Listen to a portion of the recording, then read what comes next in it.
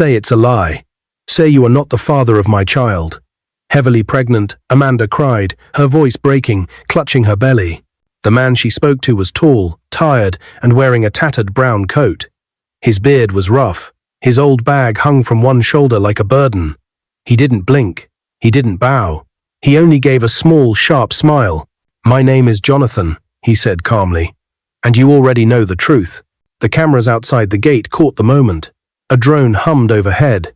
The guards shifted, unsure. Amanda's breath hitched. Her lips trembled. She took one shaky step back. Then she whispered words that would travel across Lagos by evening. "He can't be the father of my baby." Before this day, people said Amanda could pull down the sky if she wanted. After her parents died and her ex-husband ran away with their money, she promised herself she would rise again, and she did. She became a billionaire CEO at 35, the head of Manda Group. Her cars were black and quiet. Her shoes clicked like small thunder. Her eyes were sharp. She didn't trust any man. She thought love was a trap. She believed control was safety. So when Johnathan first came to her gate months earlier, thin, dusty, his hands folded in plea, she felt nothing. He was not one of her board members. He was not a client. He was a problem to remove. "Please, madam," Johnathan had said softly, standing just inside the compound after a staff member took pity and waved him in. "Just a plate of food or a small job. I used to be a bank manager. I lost everything when a staff lied against me. I went to prison. When I came out, my wife had sold our house and car. The twins I raised were not even mine. The DNA said my best friend was their father. I am begging for a chance. Cleaner, driver, anything." Amanda listened with her water bottle in hand. She stood by her Bentley, tall and cool, like a mountain that never melts. She watched his face as if she were reading a weak story she did not respect. When he finished, she tipped the bottle and poured what was left cold water over his head. The water ran down his face and beard. He closed his eyes. He did not move. "Get out of my compound," she said. "Don't come back." Her chief of security, Nelson, clicked his fingers. Two guards stepped forward. Johnathan wiped his face with the back of his hand. He raised his head slowly. "I thought you were human," he said, voice low but steady. "But maybe you are stone.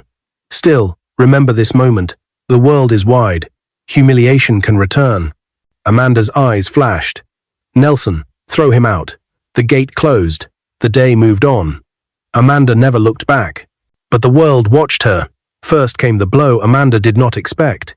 A $50 million contract fell apart at the last minute. The partners who had smiled in bright suits sent a cold email at night.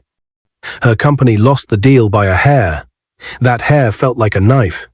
She told her driver to go home. She took her own keys. She put on dark glasses to hide her red eyes and drove into town alone. She stopped at a bar with neon lights and loud music. She did not like bars. She did not like crowds.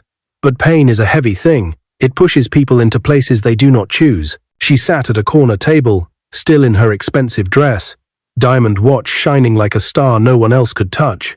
She drank more than she ever had in her life. When she stood to leave, the world tilted. The car park spun. Her key slipped from her hand. A man stepped from the shadow. "Careful, madam," he said. He smelled of rain and dust and clean soap, like he had washed at a public tap. He bent and picked up the key. Amanda blinked. Her lashes felt heavy. Her tongue felt thick. Who are you?" "Johnathan," he said. "From your gate." She stared at him, shame and anger wrestling inside her. He should have walked away, but he didn't. "You can't drive like this," he added gently. "Let me take you home." She tried to argue, to wave him off, to hold on to pride. But pride is a thin rope when the room is spinning. He guided her to the car, opened the door, and set her in the back seat so she could lie down. He drove through the Lagos night, past billboards and hawkers, past yellow buses and tired traffic wardens, past people with their own battles. At the mansion, the guards tensed. They recognized him. "Madam told us," one began. "Leave him," Amanda mumbled from the back seat, without lifting her head. "He's helping me." Johnathan carried her up the steps because her knees refused to work. Her perfume filled the air, soft and sweet. The crystal lights in the foyer threw broken stars on the floor. Nelson followed, uncertain. Johnathan pushed the bedroom door open with his shoulder and laid her on the bed. He stepped back, hands raised, as if surrendering to a quiet room. "I will go now," he said, but Amanda's fingers caught his shirt. Her eyes were glassy. Her voice was soft and urgent. "Don't go," she whispered. "Please, stay." The house fell silent. Outside, a generator hummed. Nelson waited in the corridor, staring at the wall, then at the door, then down at his shoes. He did not know what to do that would be correct. Sometimes in life, there is no perfect rule, only choices and consequences that come later like morning. By sunrise, the car was back in its place. The gate stood still, tall and secret. Johnathan was gone, and Amanda, who always remembered everything, remembered nothing of what happened between darkness and dawn. Days turned into weeks. Work swallowed her. She skipped meetings she once loved. She slept badly.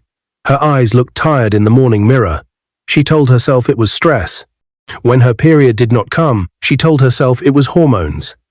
When she finally went for a test, the nurse's smile was warm and clear. "Congratulations, madam. 4 months pregnant." Amanda laughed because sometimes laughter is the only way to stop a scream. Then the laughter broke, and the scream came anyway, but only inside her chest, where no one could hear it. 4 months became 5. 5 became 8. The belly grew sure and round. The world noticed. Blogs posted headlines, "Billionaire CEO expecting who is the father." Cameras started to wait outside the company gate. Staff whispered in lifts. Shareholders asked careful questions with careful smiles. Amanda sat alone many nights, one hand on her belly, one hand covering her mouth. She searched her mind the way a diver searches the sea. Nothing. Only fog where a memory should be. At last, she called Nelson into the sitting room. The curtains were drawn. The AC hummed. Her voice was gentle, but her eyes held fire. "Nelson," she said, "answer me carefully. Did I bring anyone home 8 months ago?" Nelson's throat moved. He looked at her, then at the floor, then back at her. He was a loyal man, but he was also an honest man. He nodded slowly. "Yes, madam. You came in late. You were not yourself. Johnathan brought you. You told us to let him help. He carried you upstairs. He stayed in your room for a while. Then he left." Amanda's breath shook. A wave rose in her chest and crashed. In that crash, the fog broke.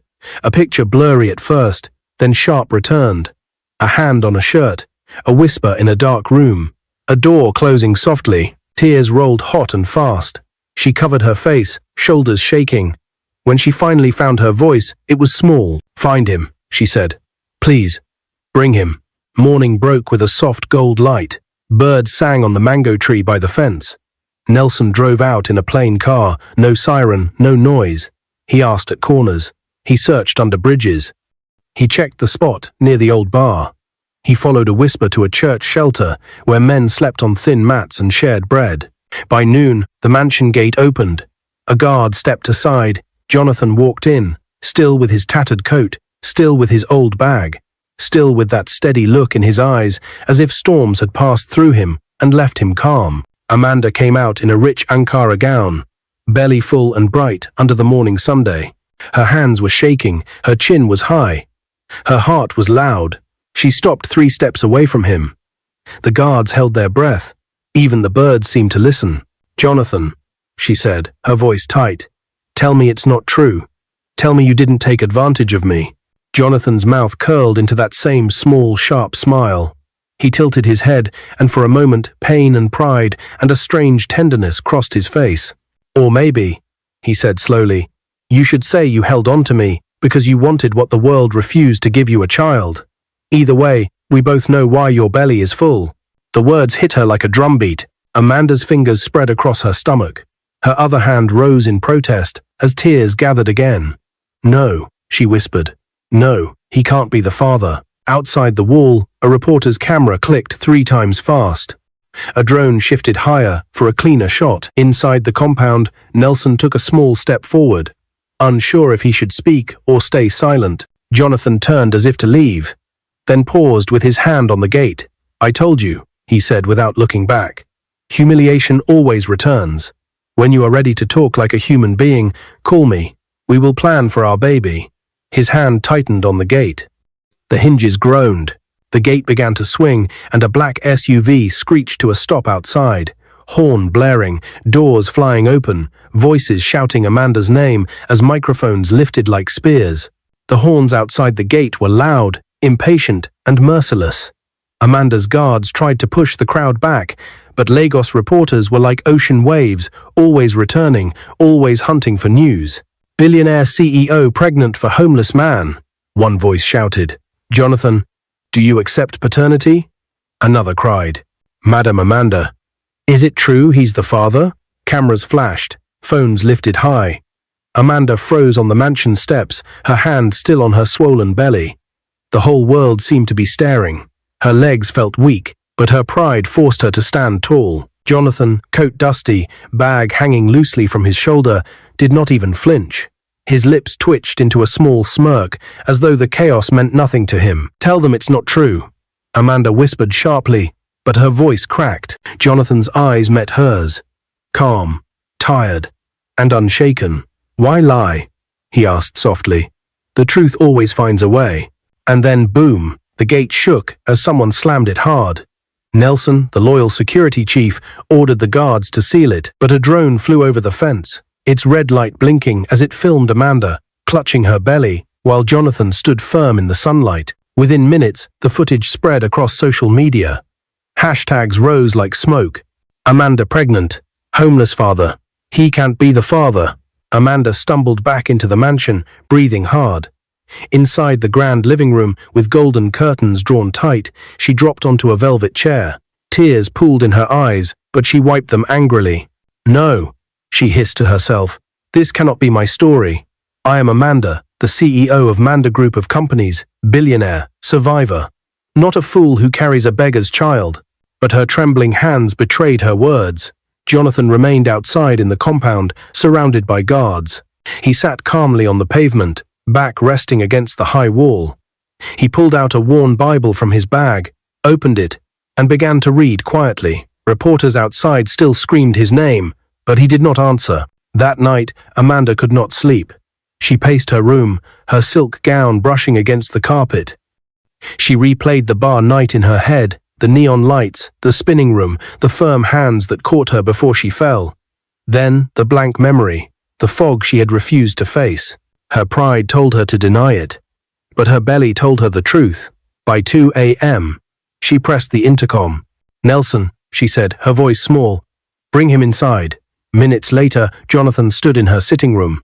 The chandeliers above them glittered. The air smelled of lavender and secrets. Amanda folded her arms tightly. Her voice shook, but her eyes locked onto him. "Why didn't you leave me that night?" she demanded. "Why didn't you just drop me and walk away?" Johnathan closed the Bible in his hands, his thumb marking a page. "Because even when you poured water on me, I still saw a broken woman under the diamonds. I couldn't let you crash and die. That's why." Amanda's chest rose and fell. His words pierced her pride. Tears slipped down, despite her trying to hold them back. "You think I wanted this?" she whispered, pressing both hands against her swollen belly. "You think I wanted the world laughing at me? You think I wanted to be the woman who couldn't remember how she got pregnant?" Johnathan stepped closer, his voice steady. "No. But maybe you needed it. Maybe God chose the foolish thing to humble the mighty." It was no hand, in the collows.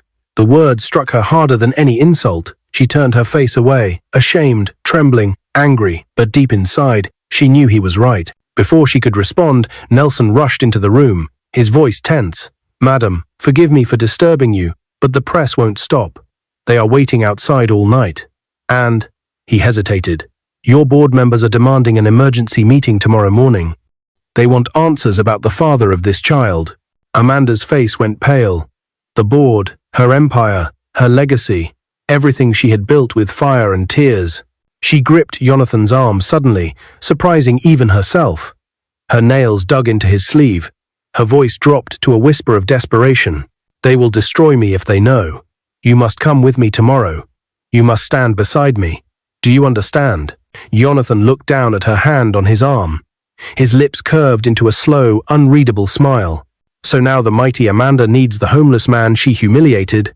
Amanda's breath caught. Shame burned hot in her chest, but she could not deny it. "Yes," she said, her voice breaking. Yes, I need you. Johnathan leaned close, his words brushing her ear. Then you must be ready to pay the price. The room fell silent. Amanda froze. What price? But before she could ask, Nelson opened the door again. Madam, forgive me. Reporters have somehow entered the compound. They are at the window. Amanda's eyes widened. She rushed to the curtain, pulled it back. A dozen cameras caught her hand still clutching Johnathan's arm. And outside, the chant began. Billionaire and the beggar. Billionaire and the beggar. Amanda staggered back, her chest heaving. The world was collapsing, but Johnathan only smirked again, as if he had been waiting for this moment all his life. The glass doors of Amanda Group's headquarters swung open, and the sound of camera shutters exploded like fireworks. Reporters swarmed the front steps, shouting Amanda's name. Her bodyguards pushed them back, but it was too late. Every angle, every second, was already live-streamed across Lagos. Inside the marble lobby, Amanda's heels echoed as she walked toward the boardroom. She wore a fitted black suit that hugged her swollen belly. Her hair tied back in a bun, her chin was high, but her heart pounded. Behind her walked Johnathan. The tattered coat was gone. Amanda had ordered Nelson to take him to a private salon that morning. Now his beard was trimmed, his hair neat, his face sharper than anyone remembered. Still, his simple shirt and trousers made him stand out among the silk ties and Italian shoes. Madam, whispered Nelson at her side. Are you sure this is wise? Amanda did not answer. She only tightened her grip on the folder in her hand. The boardroom was already on fire when she entered, not with flames, but with whispers, eyes, and suspicion. 12 men and women sat around the long glass table. Their suits gleamed, their watches sparkled. At the head of the table, the chairman of the board, Chief Adewale, cleared his throat. Amanda, he began, his voice heavy. We have always respected your brilliance. You took this company higher than any of us dreamed. But today, our investors demand answers. The media says you are carrying the child of a homeless man. Is this true? The words fell like a hammer. The board members turned their eyes on Amanda, some curious, some disgusted, some almost smiling at her downfall. Amanda swallowed. For a moment, she wanted to lie, to deny, to scream. But Johnathan's voice echoed in her memory from the night before. The truth always finds a way. She pulled the chair back, sat down, and placed her folder on the table. Before I answer, she said, her voice calm but strained, I want you all to hear from the man himself. Gasps circled the room as Johnathan stepped forward. He stood tall, his hands resting on the back of a chair. His eyes swept across the table without fear. My name is Johnathan Okoro, he began. I was once a bank manager. I lost everything to lies, prison, and betrayal. I have been homeless for years. Yes, I met Amanda. Yes, I helped her one night when she was broken. And yes, she now carries my child. A wave of murmurs broke out. One woman covered her mouth in shock. Another man shook his head, scribbling notes. Chief Adewale's face hardened. So it is true. Do you understand what this means, Amanda? Investors will run. Partners will laugh. This company could crumble. Amanda's throat burned. She wanted to cry, but instead she leaned forward, her eyes fierce. No, this company will not crumble. Not because of the truth.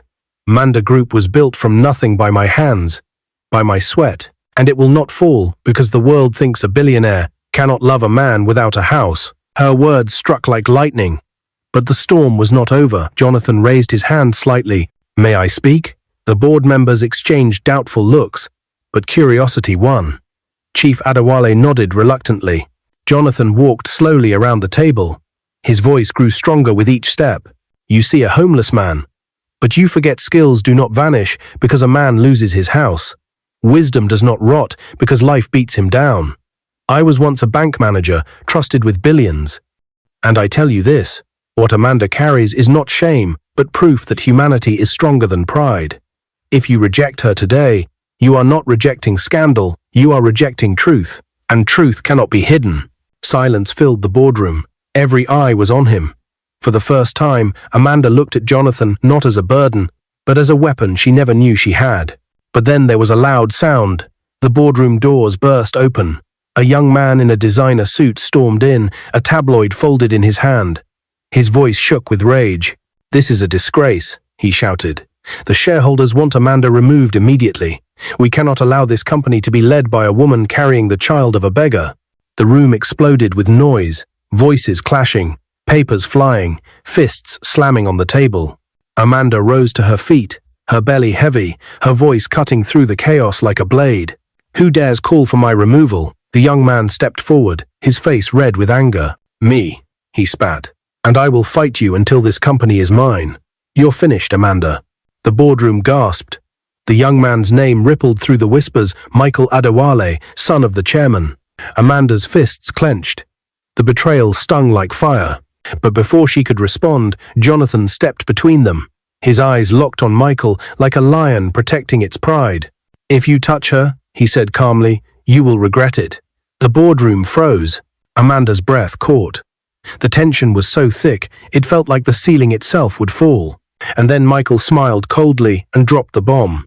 "You think you're the father? Wait until you see the DNA results." The words hung in the air like smoke after a fire. "You think you're the father?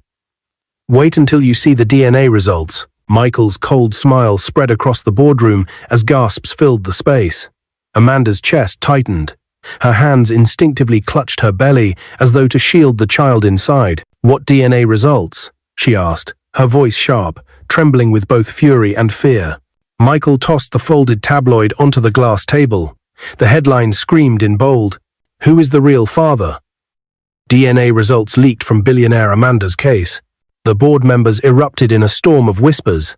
Some leaned forward to read the paper, others shook their heads in disbelief. Amanda's heart pounded. She grabbed the paper, scanning the text with frantic eyes. And there it was, her name, her company, her unborn child, and beneath it, a single line that cut deeper than any knife. Preliminary results suggest paternity is uncertain. DNA points to a second possible match. Her legs wobbled. She gripped the table for support. "This is a lie," she whispered. Michael leaned forward, his smirk cruel. "Is it? Investors don't care if it's true or false. They care about stability, about reputation. And right now, your reputation is drowning. The shareholders are already preparing a vote. You'll be out by the end of the week." Amanda's lips parted, but no sound came out. For the first time in years, she felt powerless. She had fought men in suits, competitors with armies of lawyers, even her own ex-husband who left her bankrupt. But this attack came from inside her walls, at the moment when she was most vulnerable. She felt tears pushing at the edge of her eyes, but before they could fall, Johnathan's voice rose steady and firm. "Show us the source." Michael's eyes narrowed. "What?" "The results," Johnathan said. His voice carried the calm authority of someone who once commanded banks. "Who conducted the test? Where is the certified document? Or are you waving a piece of gossip, hoping the smell of smoke convinces people there's a fire?" The board members shifted uneasily. "It was a fair question," Michael sneered. "The media doesn't lie when they have documents." Johnathan stepped closer, his eyes locked on Michael's. "Media always lies when men like you feed them. If you want to destroy Amanda, do it with truth, not rumors." The tension cracked like glass under pressure. Chief Adewale, Michael's father, slammed his hand on the table. "Enough, Michael, you overstep. This is a board meeting, not a tabloid circus." But Michael didn't back down. "Father, you're blinded by loyalty. If we don't remove Amanda, the company will sink. Investors are already pulling out. Look outside, journalists have camped at our gates for 2 days. She has brought shame to us, and so Chip. It is one." Amanda finally found her voice. Her hand trembled as she pointed at him. "You talk about shame, Michael, but it's you who should be ashamed. Plotting against me while I carry life inside me. Using lies to drag down the company your father and I built brick by brick." Michael's jaw clenched, but his eyes flickered with something envy, and then Amanda understood. "This isn't about investors," she said slowly, her eyes narrowing. "This is about you wanting my seat. You want to take over Amanda Group." The silence that followed was sharp as a blade. Even the air conditioner's hum seemed to pause. Michael said nothing, but his silence was louder than words. The meeting broke in chaos. Some board members sided with Amanda, others whispered about Michael's claim. Chief Adewale adjourned the session until the following week, demanding proof be brought forward. Amanda left the boardroom with Johnathan, walking behind her. Cameras flashed as soon as she stepped outside. "Madam Amanda," Is Johnathan the father? Madam Amanda, what about the leaked results? Sir, how does it feel to be tied to Nigeria's richest woman? The questions rained like arrows. Amanda lowered her head, sliding into the black SUV. Johnathan followed, his face calm but unreadable. The door shut, muting the chaos. For a moment, the car was filled only with the sound of Amanda's ragged breathing. She leaned back against the leather seat, closing her eyes. DNA results? She whispered. How could anyone get them when I never… She froze. Her eyes shot open. Nelson. The security chief turned from the front seat, startled. Yes, madam? Who had access to my medical files? She demanded. Nelson's face darkened.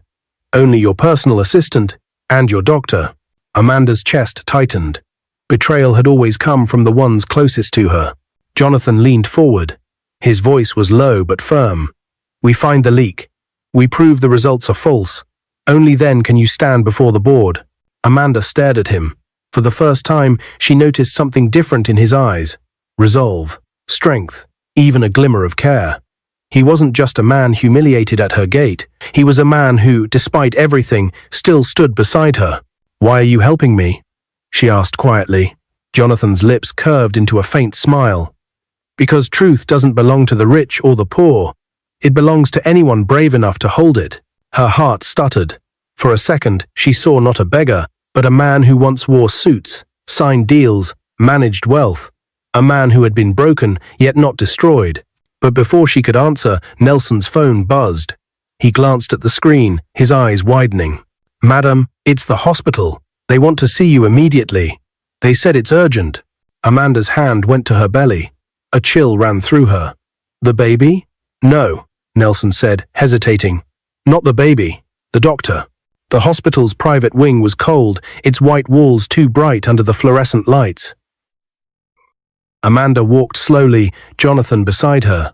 Her gown swayed over her round belly, and every step echoed like thunder in her ears. The doctor, a slim woman in a white coat, stood waiting in her office. Her eyes darted nervously as Amanda entered. Doctor, Amanda said sharply, I need answers. Did you leak my test results? The doctor swallowed hard. Madam, please. I had no choice. Amanda's eyes blazed. No choice? You had no right. Tears welled in the doctor's eyes. They threatened me. Michael's people. They said if I didn't hand over the report, they would ruin me. They forced me to alter it, to suggest another man might be the father. Amanda's knees nearly buckled. Johnathan caught her arm, steadying her. So it's a lie, he said firmly. Yes, the doctor whispered. The results are clear. Johnathan is the father. There is no other. Amanda's chest heaved. Relief and terror collided inside her. She finally had the truth, but the damage outside was already spreading like wildfire. She turned to Johnathan, tears spilling over. You are the father, she said, her voice breaking. It was always you. Johnathan's face softened. For the first time, his smirk vanished, replaced by something gentler. I told you humiliation returns, but sometimes so does hope. Amanda's lips trembled. She wanted to believe him. She wanted to trust again. But then, the office door burst open. Michael strode in with two men in dark suits. His eyes gleamed with triumph. You really thought you could hide it, Amanda? He sneered. He slapped a folder on the desk. Here is the court order. Tomorrow morning, a judge will demand an official DNA test. This time, in public, Amanda gasped. Nelson stepped forward, fists clenched. The doctor covered her mouth in shock, but Johnathan didn't move. His face was calm, his voice steady as stone. Good, he said. Let the world see the truth. Michael's smile faltered for the first time. Amanda's pulse raced. Tomorrow, her entire empire, her unborn child, her future, everything would stand trial before the world. And there would be no place to hide. The morning of the court-ordered DNA test felt like Judgment Day itself. Lagos woke buzzing with the news. TV anchors repeated the headline every hour. Billionaire CEO Amanda faces DNA test. Today is the homeless man, truly the father. The courthouse steps were a storm of flashing cameras, chanting voices, and eager reporters. Crowds gathered, some to mock, some to cheer, some simply to witness history. Inside the black SUV, Amanda sat stiff, one hand pressed against her swollen belly. She wore a long white gown, simple yet elegant, her face bare of heavy makeup. But no diamonds, no silk, no title could shield her from the humiliation that weighed heavier than her child. Beside her, Johnathan sat calm in a clean navy blue kaftan Amanda had bought for him days earlier. His old bag was still by his side. It seemed to be the only possession he truly owned. His trimmed beard and neat hair made him look like a different man. But his eyes, calm, steady, unflinching, remained the same. Nelson, at the wheel, glanced in the rearview mirror. "Madam, we can still turn around." Amanda shook her head. "No. If I run today, I will never stop running." She turned to Johnathan, her voice breaking. "I'm not afraid of the truth anymore. But I'm afraid of what the world will do to us once it comes out." Johnathan placed a hand over hers. Warm, firm, unmoving. "Let the world do what it wants. We will still be standing." Her chest tightened, her eyes stung. She wanted to believe him. The courtroom was packed to the ceiling. Reporters lined the back. Judges sat stern in black robes. At the front, Michael Adewale stood tall in a grey suit, his smirk sharp, his eyes glinting with ambition. Amanda, the judge's voice echoed. "You are here today under the scrutiny of the law and the nation. A DNA test shall be conducted to determine the paternity of your unborn child. Do you consent?" Amanda rose slowly, her heart pounding. "Yes, my lord." The process was simple. A blood sample from Amanda, one from Johnathan. The baby's DNA was already recorded from prenatal care. The results would be fast-tracked, delivered within the day. As the samples were taken, whispers rippled across the room. Some sneered at Johnathan, others pitied him. A few admired his courage. When the procedure ended, the judge ordered recess until the results returned. Hours crawled like years. Amanda sat in the courthouse lounge, her hands never leaving her belly. She thought of her parents, her ex-husband, all the men she had humiliated. Tears slid silently down her cheeks. Johnathan sat across from her, reading his worn Bible. He did not look anxious. He did not even look concerned. He only looked ready. "Why are you so calm?" Amanda whispered. Johnathan closed the book. "Because truth does not shake, it waits." Amanda swallowed hard, staring at him. "And if the results are twisted again? If Michael bribes them? If the world refuses to believe even when it's clear?" Johnathan leaned forward, his voice steady. "Then let the world laugh. But you will know. And the child will know. That is enough." Amanda's breath caught. She covered her mouth, fighting the sob rising in her throat. At last, the courtroom reconvened. The clerk entered carrying a sealed envelope. He handed it to the judge, who broke the seal and read silently. The room held its breath. Finally, the judge raised his eyes. "The DNA test results confirm, with 99.9% certainty, that the father of Amanda's unborn child is—" He paused. The silence was long. "Johnathan Okoro." The room exploded. Gasps, shouts, flashes of cameras, cries of disbelief. Some board members buried their faces in their hands. Reporters rushed out to file stories. Amanda's knees buckled. Relief and humiliation collided in her chest. She covered her face with her hands, tears pouring freely. Michael shot to his feet, his face red with fury. "This is a setup, a trick. He bribed someone." "Silence," the judge thundered. His gavel cracked like thunder. "The results are clear. The matter is settled." Michael's chest heaved, but his words died on his tongue. Amanda turned slowly, her eyes finding Johnathan's. For the first time, she didn't see humiliation. She didn't see shame. She saw the truth, and it humbled her. Johnathan walked forward, his hand outstretched. Amanda hesitated only a second before she placed her trembling hand in his. The cameras clicked like rain on a tin roof. "Do you see now?" Johnathan said softly. Humiliation returned, but so did grace. Her tears broke into a shaky smile. "I see it." And the ever slowed. Outside the courthouse, the world raged. Some called her foolish, some mocked her. But others, women with children, men who had fallen and risen again, lifted their voices in her defense. "Even billionaires are human." She stood by him respect. "Johnathan is a symbol of second chances." By evening, the narrative had shifted. The same headlines that mocked now carried new weight. Amanda's redemption. Billionaire chooses truth over pride. From beggar to father. Johnathan's unlikely journey. 2 weeks later, Amanda called a press conference at Amanda Group headquarters. She stood on the stage in a flowing emerald gown, her belly round and radiant. Johnathan stood beside her in a white agbada, his shoulders straight, his face calm. "I once believed wealth could protect me from pain," Amanda said into the microphone. "But pride only built a cage around my heart. When I humiliated Johnathan, I thought I was punishing a stranger. In truth, I was punishing myself. Today I stand before you, humbled not by scandal, but by love, forgiveness, and the gift of life I now carry."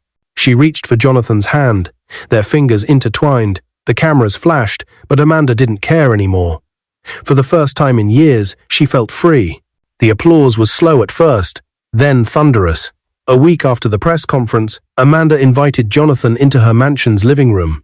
She wore a simple Ankara gown, her hair tied back, her eyes red from many sleepless nights. Her swollen belly made her movements slow, but her heart raced.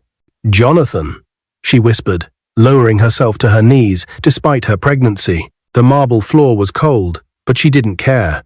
She held out a small velvet box with shaking hands.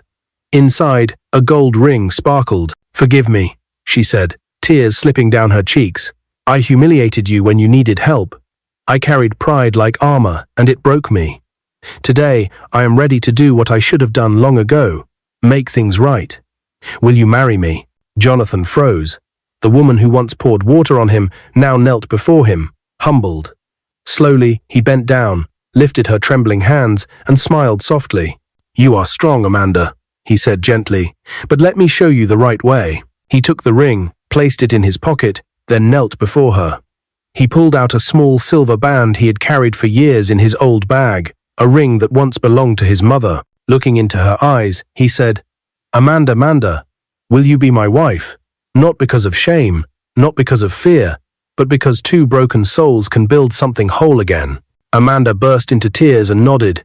"Yes, Johnathan, yes." They embraced as Nelson, standing by the door, covered his mouth to hide his tears. The wedding came quickly. Though many doubted, Amanda insisted it be grand, public, and unapologetic. She wanted the world to see that humility was not weakness. The cathedral in Lagos glittered with white lace and golden chandeliers. The aisles were lined with roses. Billionaires, politicians, journalists, and even ordinary Lagosians filled the pews. Amanda walked slowly down the aisle in an elegant white lace gown, her pregnancy belly visible beneath the fabric.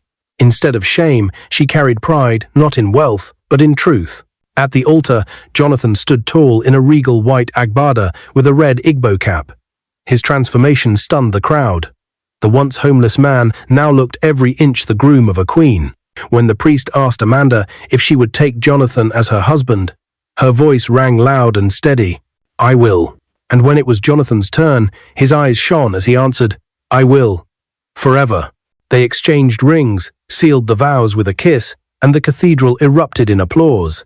Cameras flashed, and the story that once humiliated Amanda became the story that crowned her with grace. A month later, in a private hospital, Amanda gave birth to a healthy baby boy. She named him Williams. When Johnathan held his son for the first time, tears slid silently down his cheeks. "This," he whispered, "is the life they said I lost." Amanda lay in the bed, watching him. For the first time, she allowed herself to love without fear. Years passed. Together, Amanda and Johnathan rebuilt Amanda Group into an empire stronger than before. Johnathan became the company's chief financial officer, respected for his brilliance and resilience. Investors returned, contracts flowed, and the scandal that once threatened to destroy them became the story that defined their legacy. Williams grew into a fine young man, sharp and kind, carrying both his parents' fire. At 19, he graduated with honors in data science and joined the family company. Amanda often sat at her mansion's balcony at night, watching Johnathan walk across the garden with their son, laughter echoing into the stars. She would place a hand on her heart and whisper to herself, "I lost everything once, but in losing, I found more than I ever dreamed." On the day Williams married Sonia in a grand Lagos wedding, Amanda wept openly as she walked him down the aisle beside Johnathan. Cameras captured every moment, but for Amanda, it wasn't about headlines anymore. It was about the boy she once said couldn't be his father. now grown into a man who proved otherwise. And when Williams and Sonia welcomed twin daughters years later, Juliet and Juliana, Amanda and Johnathan, stood holding their grandchildren. Tears streaming freely, life had come full circle. Humiliation had turned into grace. And the woman who once built walls of pride now lived in a house filled with laughter, forgiveness, and love. What is your view about this story? Where are you watching from? If you enjoyed this story, comment, share, and subscribe to our channel for more interesting stories.